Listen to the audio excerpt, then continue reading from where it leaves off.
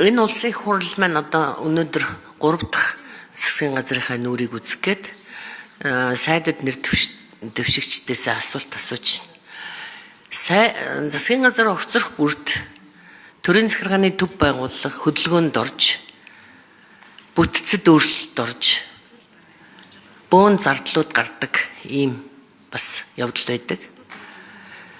Одоо өнөөдөр энэ сайдад нэр дэвшиж байгаа гишүүдийн дунд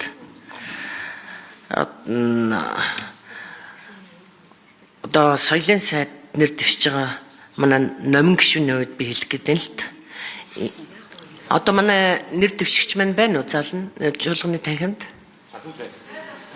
За номин сайдын хувьд хууль зүйн сайд энх хоёрын удаа дараагийн мэдээлэлээр соёлын сайд байхдаа зориултын бусаар оюу толгоогоос авсан 20 сая Америк долларын тодорхой дүнг хоёрхан гишүүнтэй гадаад компани руу мөнгө шилжүүлсэн гэсэн энэ одоо шууган бол өнөөдөр хүртэл тасрахгүй л байгаа. За өөрийнхөө Википедиа хаягийг хөгжүүлсэн, гадаад явахдаа хэл хүүгээ бэлтгүүлсэн, бүр хоолны мөнгө зардалч гэсэн ийм одоо мэдээлэл явдаг. Тэгэхээр одоо энэ зориултын бус зарцуулалт энэ сайд байхдаа ийм зохисгүй үйлдэл хийжсэн ийм одоо нэр дэвшигч өнөөдөр шинэ засгийн газрын сайдад нэр бүтцэд орж нэр дэвшээд орж ирж байгаад бол бас гайхаж байна. Энэ асуудал одоо юу болсон болоо? Учрал сайдаа. Дахиад одоо ингээд номин гишүүн та ийм зарчимгүй асуудалд нэр холбогдохгүй байж чадах уу гэж номин гишүүнээс асуух байна. За ер нь тэгээд учрал ерөнхий сайд танд нэр цэвэр асуудалд холбогдоогүй ийм гишүүн сайд байгаагүй юм уу? Ийм байдлаар ингээд явхад таны энэ иргэдийн итгэл сэргэж шудраг ёс хангагдж байгаа байж чадж байгаа мó хангагдж гэнэ гэж үзэж байна уу? Ер нь энэ засгийн газрын шинээр байгуулагдах засгийн газрын уриал лооцсон ер нь юу юм бэ? Нөгөө л уртлын зандан шатар ерөнхий сайдын засгийн газар хүний хөгжил, боловсрал, эрүүл мэнд том мега төслөл гэсэн. Тэгвэл энэ засгийн газарт ямар одоо чиглэлээр яг үйл ажиллагаагаа явуулах юм? Энд ер нь эрэм мяран олон л өнгө харагдаж байгаа. Хүнд сурталтай ч хүмүүс нь харагдчихл байна. Хөнгөн жингийн бүхүүд нь харагдчихл байна.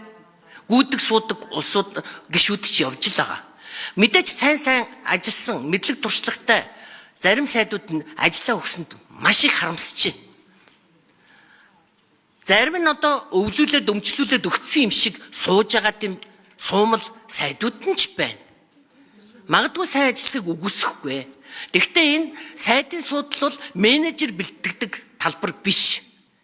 Мэргэжсэн хүний ажилд очиж ажилладаг, мэргэжлийн туршлагатай хүний л очиж ажиллах энэ талбар байгаа шүү дээ. Жишээ нь одоо дархан руу хүнс үдээчгүй яамыг нүүлгэхэд богино хугацаанд хөдөлгөөн хийсэн энх хөр сайдын гавьяа юу гай юу одоо бид үнэхээр чадахгүй байна л да. Дараагийн сайд нь ажиллаад бас л хэдхэн сар болол унтсан. Хаврын тариалд өчнөө олон аж ахуй хөдөөжгүй орон. За гүцэг асуучих уу. За батчим их гүцэг асуучих. Хаврын эд ажил тариалалт үр тарианы энэ цаг ноос ноолор бүх юм ингээд хөдөлсөн аж ахуй ажлын цаг дээр завсрын бүс дээр ингээд засгийн газар огцрол сайдууд нь ингээд бүр эрэлд гараад бүгд ингээд хөдөлгөөнд орцсон ороо босгоо ордны амьдрал гадаа амьдрал маш хүнд даадавшгүй ачаа үрсэн энэ татвар төлөгчдийг өнөөдөр хайрлах инэрх хүмүүс энэ танхимд юу хэд үйд юм бол авилгал хэл хахуул энэ амар сүлжээ хулгайчд нүүрсний хулгайчд баахан сошиалор ард түмний тархийг оюуныг бүр гимтээгээд бэртээгээд өтчүүлээд өмхөрүүлээд тавьдсан. Гэтэл өнөөдөр аль нь үнэн аль нь худлаа гэдгийг нь ерөөсөө мэддэхгүй байгаа.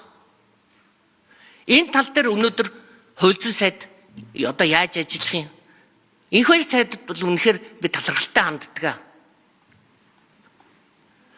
Тэгэхээр одоо энэ засгийн газар үнэхээр одоо яг ямар чиглэлээр үйл ажиллагаагаа явуулж доктортой байх юм уу юу? За бүгдэд таалагдах бүрэлдэхүүн хизээж байгаагүй. Хизээж байхгүй нь бас үнэн баг. Энэ бол эрхчлөөд нийгмийн зүй тогтол. Сүр хүчин бол их барьж байгаа намын байгуулж байгаа засгийн газрыг шүүмжлэх нь энэ бол арчилсан орны нээлттэй үзэгдэл. Тэгээ би сүр хүчнээ үргэлж хүнддэг нь та бүхэн шүүмжлэх хэрэгтэй, хяналт тавих хэрэгтэй. Гэхдээ засгийн газрын ажил бол их хурлын гишүүн эсвэл одоо их хурлын дарга бусад одоо албан тушаалаас их өөр. Би бас 3 удаа засгийн газарт ажиллаа. Яг ачаа үрдэл ажил. Та гал усан дундуур орж төмөө олныхоо дунд шүүлэгдэг, одоо элдв янзаар хилүүлдэг, түүнийг дааж гардаг хэдий ч улс орны амьдрал цаг минутаар хэмжигддэг учраас цаг минутаар тэр ачааг дааж гардаг ажил. Тийм ч учраас шинэ үндсэн хуулиар энэ ерөнхий сайд өөрөө кабинетаа бүрдүүлэх нь ерөнхий сайдад өөрт нь хариуцлага тооцох гэдэг хэлбэр. Тэгэхээр тэр хүн одоо хоолоо хинээр хийлгэхийн, цаагаа хинээр чануулахын, ачаагаа хинээр үргүүлэх юм бэ гэдгийг өөрөө сонгоод за би энэ багаар энэ үр дүнд хүрэх юм байна гэж сонгодог учраас энэ эрхийг өгсөн. Тийм ч учраас би энэ удаа цахим хөгжлийн сайдаар номин сайдыг бол томилгоор танилцуулж байгаа. Бид бол хамтдаа засагт ажиллаж байсан. Над бол үр дүн чухал. Ном бол өнгөрсөн хугацаанд энэ зөөлөн хүчний индексийг урагшлуулахад, энэ цахим засаглалын индексийг урагшлуулахад онцгой гавьяа байгуулсан. Над бол жоо ажил хийдэг хүн л хэрэгтэй. Яг үнд.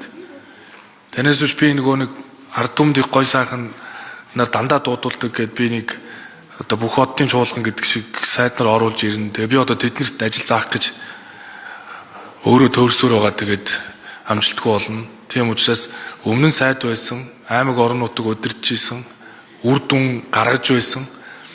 Ийм л хүмүүсийг аваад л одоо ингээл маргааш анхныхаа урлыг хий. Дараа 7 хоногоос ажилдаа анцуу шамлаад оръё. Тэгээ гал усан дундуур явна. Элдв үгээр шүүмжлүүлнэ. Тэгээ шүүмжийг үл тоо үр дүнд гаргахын төлөө явах гэж л би шаардж байгаа. Тийм учраас яг нэг ачаа даах чадвар болоод манай энэ цахим засаглалын индекс өнгөрсөн хугацаанд 28 байр урагшилсан. Цаашдаа бид надад энэ хүн суртлын чөлөөлт гээд энэ бодлогоо хэрэгжүүлэхэд буюу танд хэлээд байгаа энэ эрх чөлөөний 4 зам 4 чөлөөлт, авилгын эсрэг чөлөөлт, ногоо хөгжлийн чөлөөлт, эрх зүйн чөлөөлт, эдийн засгийн чөлөөлт гэсэн 4 чөлөөлтийг хийхэд буюу энэ авилгын эсрэг чөлөөлтийг амжуулахад нээлттэй засаг их чухал. Тийм учраас бизнесээр дамжуулаад зөвхөн зөвшөөрлийг цахимаар олгох бизнесийг олон нийтэд танилцуулна. Тэгээ ер нь одоо Монголыг агсан төвшөнд гаргана. Үүн дээр бол би бас номын сайдыг хариуцлага хүлээг ачаа өрөөд ирсэн хүн цааш чадна гэдэгт эргэлзэхгүй байгаа. Тэгээ үр дүнгээр харуулах байхаа гэж бодож байна. За нэр дэвшигч номын хариулъя. За бичмэг шинэ асуултанд хариулъя. Юун төрөнд энэ хүү 20 сая доллартай холбоотой асуудлыг төрийн захиргааны байгууллагын хувьд бол ямар ч соёлын яамтай буюу миний өмнө нь тэргүүлж байсан яамтай хамааралгүй. За миний хувьд болвол яг тухайн үед бол Монгол Улсыг олон улсад сурчлах үндэсний хороог ахилж ажиллаж байсан. За энэ ажлынхаа хүрээнд бол би 2 жилийн хугацаатай Монгол Улсыг олон улс сурчлан таниулах стратеги төлөвлөгөөгөө боловсруулад энэ стратеги төлөвлөгөөний хүрээнд хийгдсэн ажлуудын 200 гаруй хуудастай тайлангаас зөвхөн нэг хуудсыг тусгаалan гаргаж тавьсан юм ташаан мэдээлэл дээр суурилсан шууд гүтгэлэг гэж үзэж байгаа. Миний хувьд бол ямар нэгэн авилга ашиг сонирхлын зөрчилтэй үйлдэл нэг ч хийгээгүй. Төрд ажиллаж байх хугацаанд зөвхөн Монгол Улсынхаа нэр хүндийг дэлхийд өргөхийн төлөө ажилласан. За энэний үр дүнд ч гэсэн өнөөдөр бид бүхэн аялал жуулчлалын салбарт эдийн засгийн эргэлтийг 1.6 тэрбум төгрөг доллар шин 1.6 тэрбум доллар болгож нэмэгдүүл. За гүйцэг хариулж. Нэмэгдүүлсэн байна. Мөн одоо намайг ажил авч явах үед буюу ковидын өмнөх үед 500 мянга орчимжуулч иржсэн бол өнөөдөр 800 мянга орчимжуулч ирсэн байна. Ер нь тэгтээ та бүхэн юуг ойлгох ёстой гэхээр бид өөрийн улсаа зүгээр сурталчилж байж эргээд орлого олно. Нөгөө талдаа бид бүхэн улсынхаа мэдээллийг дэлхийд зүгээр ойлгуулж байж одоо нөгөө түрүүний яриад байгаа эдийн засгийн индексүүд нэмэгдэн, зөөлөн хүчний индексүүд нэмэгдэн энэ ажлыг л би бүрэн хэмжээнд хийсэн. Ямар нэгэн авилгал ашиг сонирхлын зөрчилтэй асуудалд оролцоогүй гэдгийг аль биесээр хэлье.